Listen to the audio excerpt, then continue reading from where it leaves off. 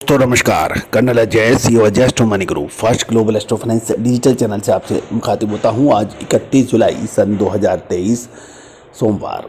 दोस्तों, कारोबारी मंथ का आखिरी दिन और आपके आज के शो में हम चर्चा करेंगे सोया डीओसी के बारे में। गौरतलब है कि हमने आपको जून महीने के अंदर अपडेट दिया था कि हमें खाद्य तेलों और डीओसी में तेज़ी नज़र आ रही है। साथ साथ जुलाई महीने के मध्य में डीओसी के दाम बढ़ सकते हैं। वैसा ही हुआ। शानदार तेजी पिछले लगभग 10 से 15 दिन में राष्ट्रीय व अंतर्राष्ट्रीय बाजारों में सोया डीओसी के अंदर शानदार तेजी बनी। उम्मीद है कि आपने इसका भरपूर लाभ उठाया होगा। और दोस्तों, अजय स्टो मनी गुरु देश का पहला चैनल है जो 42 कमोडिटीज 5 मार्केट पर लगातार अपडेट और विश्लेषण आप तक प्रस्तुत करता है।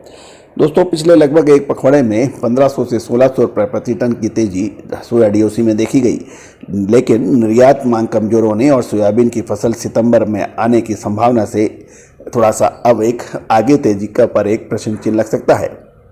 गौरतलब है कि खरीफ की प्रमुख तिलहन फसल सोयाबीन सितंबर अक्टूबर में बाजारों में होगा।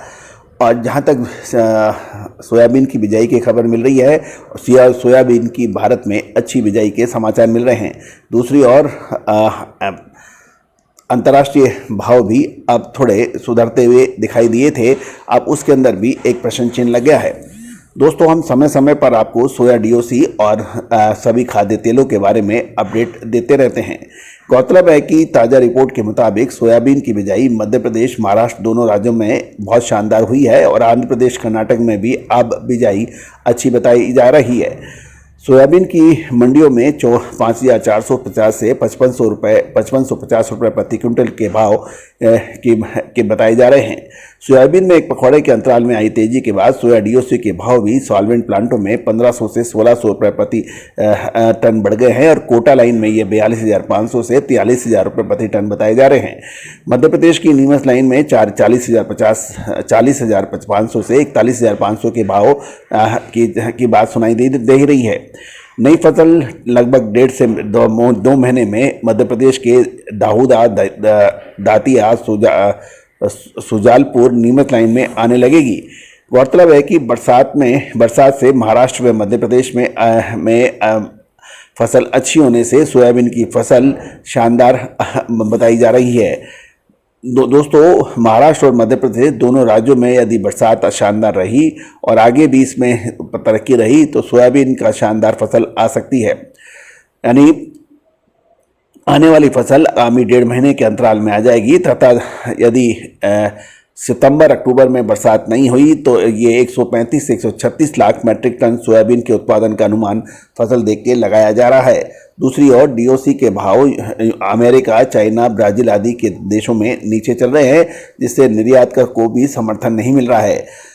हमारा मानना है कि पहले के सौदे अभी पेंडिंग है, लेकिन सॉल्वेंट प्लांटों में सोया डीओसी का स्टॉक अधिक होने से सुगमतापूर्वक डिलीवरी बताई जा रही है। निर्यातकों को डीओसी से खरीदकर पहले के बिके मालों की डिलीवरी करने में लाभ मिल रहा है। अतः सोया डीओसी में निर्यातकों को अगले एक पखवाड़े तक मांग रह सकती है, तो कोई खास बढ़त अब शायद ना रहे, अन्यथा बाजार यहाँ से बैक टू पवेलियन चल सकते हैं। इस बार ट्रेडर्स के पास सोया डीओसी का स्टॉक काफ़ी बड़ी मात्रा में है और तथा सीजन में जो भाव 64,000 रुपये प्रति टन एक्स प्लांट में खुला था वह पूरे साल लौट कर ही नहीं आया, जिससे कारोबारियों को भारी नुकसान का सामना भी करना पड़ा है। निर्यातक इस समय जीत में रहे क्योंकि वर्तमान भाव पर सोया डीओसी की बिकवाली करते रहना चाहिए, ऐसा मानना है।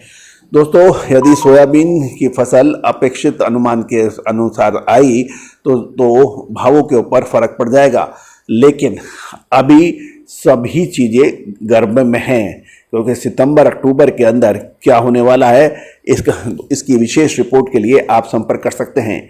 दोस्तों, क्या सितंबर और अक्टूबर में तेज बरसात आने पर खड़ी फसल को नुकसान हो सकता है या फिर जो अनुमान लगाया जा रहा है सोयाबीन की फसल को वैसी ही फसल आएगी? दोस्तों, इस विशेष रिपोर्ट के लिए आप संपर्क कर सकते हैं। दोस्तों, आपको याद होगा साल 2020, साल 2021, साल 2022 इन सभी सालों में यदि आप हमारे पुराने शो देखें तो हमारा अनुमान सटीक गया था। साथ साथ सोयाबीन के अलावा सरसों, मूंगफली, अरंडी, तिल कैस्टर, इन सभी खाद्य तेलों की विशेष रिपोर्ट के लिए आप संपर्क कर सकते हैं। All the very best, good luck, happy trading.